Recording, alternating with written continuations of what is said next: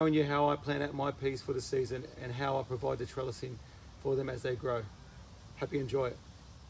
I'm at my south-facing garden patch and I am looking at planting my shelling peas across adjacent to the timber edging in this garden bed.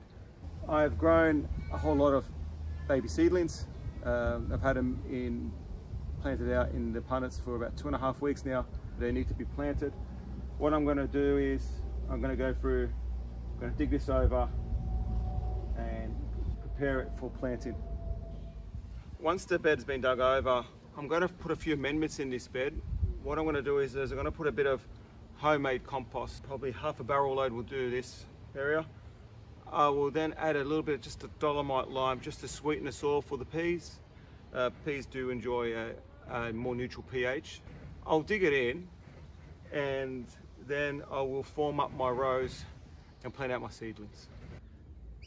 So I'm now putting in my trench and I'll put that along the length of the bed and I'll make it somewhat level within the trench itself, and then I am planting my seedlings at 10 centimeter spacings, 15 centimeters apart between the rows.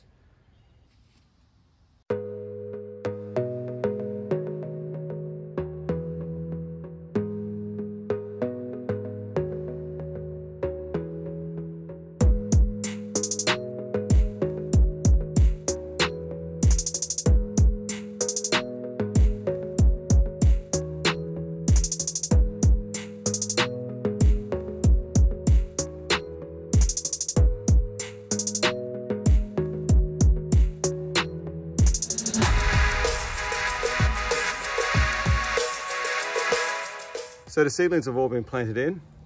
I'm just going to go now through and give them a water in with the hose, and they should settle down over the next few days, and I will have to start thinking about installing the trellis for them.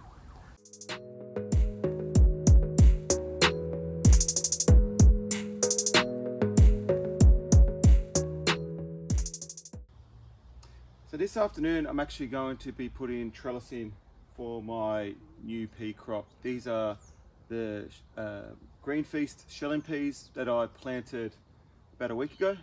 So they've really actually started putting on a lot of growth and they're starting to put tendrils out and they're trying to reach for something to climb on.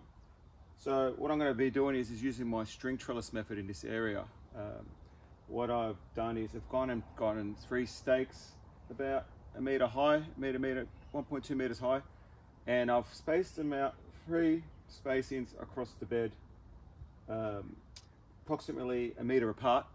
And now the height I've gone for is actually quite a lower height than what I would normally use on my sugar snap peas, because Green Feast are actually quite a shorter plant. They only grow to a maximum of about a meter high. So this will be perfect.